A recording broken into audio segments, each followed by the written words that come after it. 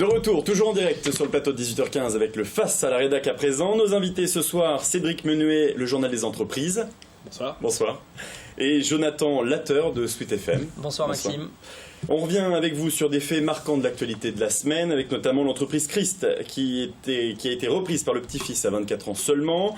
La rentrée politique qui continue, mais on commence par cette nouvelle audience pour les salariés de Carrel et Fouché. Et ouais, nouvelle audience qui a eu lieu donc au tribunal cette semaine pour ces salariés qui veulent se faire reconnaître par la justice, le préjudice d'anxiété. En fait, ils ont tous une épée de Damoclès au-dessus de la tête. Ils sont de moins en moins nombreux dans cette association et pour cause, ils meurent tous les uns après les autres.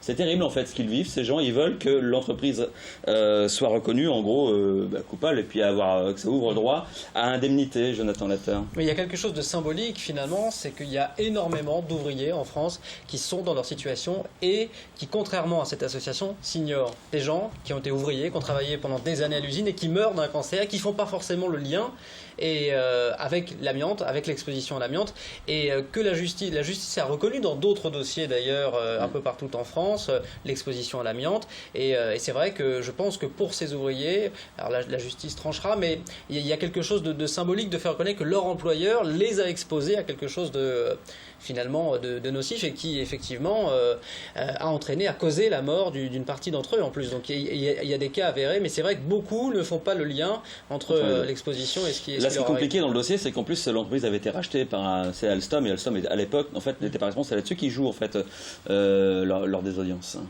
Oui, tout à fait. Après, ce que je trouve intéressant de ce qu'ils font valoir, c'est le préjudice d'anxiété. Donc, vraiment, c'est de dire, on vit avec cette épée de Damoclès au-dessus de la tête, donc normal qu'ils obtiennent réparation à ce niveau-là.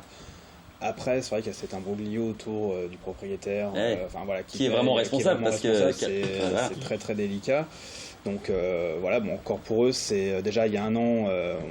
On leur a annoncé que l'audience se tiendrait cette année, donc là ils doivent encore attendre jusqu'en novembre, je crois. 17 novembre, le 17 novembre. En plus, ça traîne. Enfin, effectivement, c'est quelque chose qui est dur à vivre pour. Vous imaginez pour salariés, à chaque fois qu'ils toussent, ils s'imaginent que peut-être leurs poumons sont en mauvaise santé. C'est très très difficile à vivre.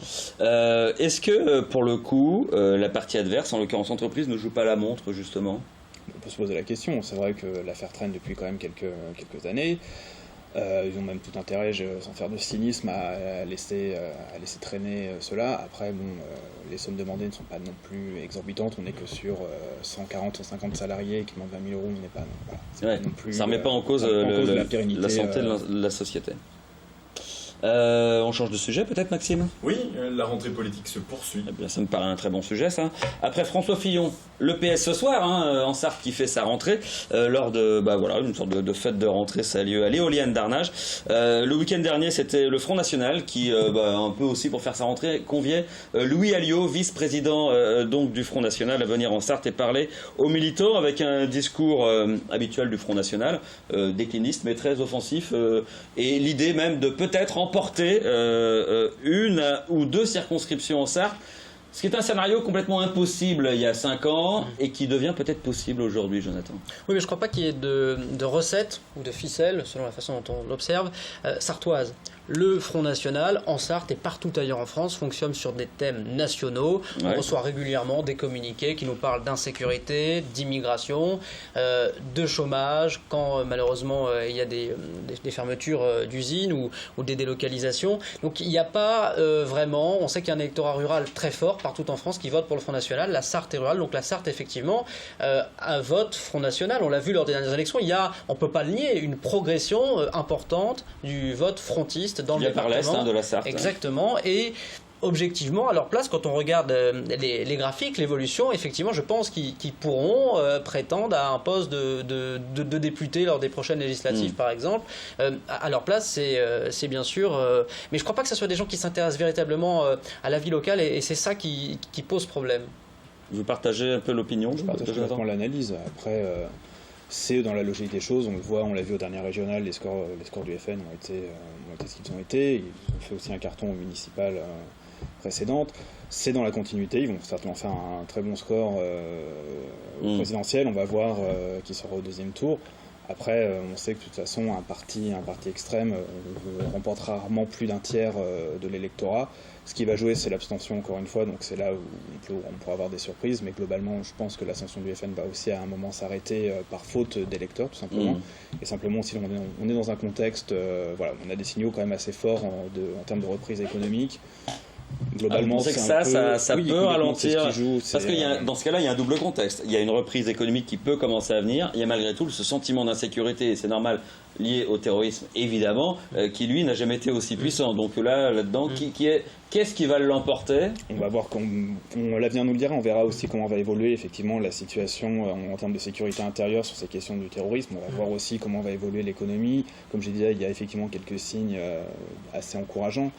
Après, voilà, je pense qu'on arrive, le FN va connaître un sommet justement à la présidentielle, et après je pense que le soufflet va commencer à redescendre.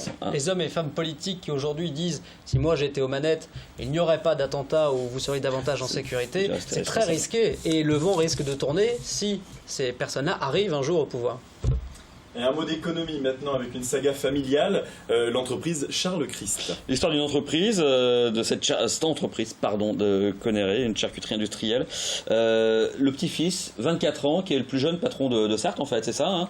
Bon, c'est peut-être un des plus jeunes sur une entreprise de cette taille, parce qu'on a quand même 80 salariés, 15 millions d'euros de chiffre d'affaires, donc c'est quand même du lourd, hein. C'est une très belle entreprise familiale, c'est un des petits fleurons agroalimentaires sartois spécialisé sur la choucroute et les légumes en conserve. Donc, choucroute Made in France en plus. Choucroute Made in France, tout à fait. Donc voilà, c'est beau, ça revient dans le giron familial. C'était passé sous administration suisse. Reitzel avait racheté quand le précédent dirigeant souhaitait vendre. Voilà, donc ça se passait bien. Là aujourd'hui, ça revient à la famille, ça revient en gestion locale. Donc voilà, c'est plutôt pour une fois une bonne nouvelle, une belle histoire. Qui exactement, parlons d'infos positives. Voilà. On dit souvent que les médias justement évoquent les mauvaises nouvelles. Et bien là, c'est une belle histoire, il faut en parler. Puis il faut lui souhaiter de réussir aussi, parce qu'à 24 ans, il est jeune, il doit avoir beaucoup de pression sur les épaules. Alors j'imagine qu'il est bien entouré, Cédric doit connaître un petit peu. Gérald Chris, donc, qui était le dirigeant précédent, son père en fait, et a pris la direction générale. Il était administrateur du groupe Reitzel d'ailleurs.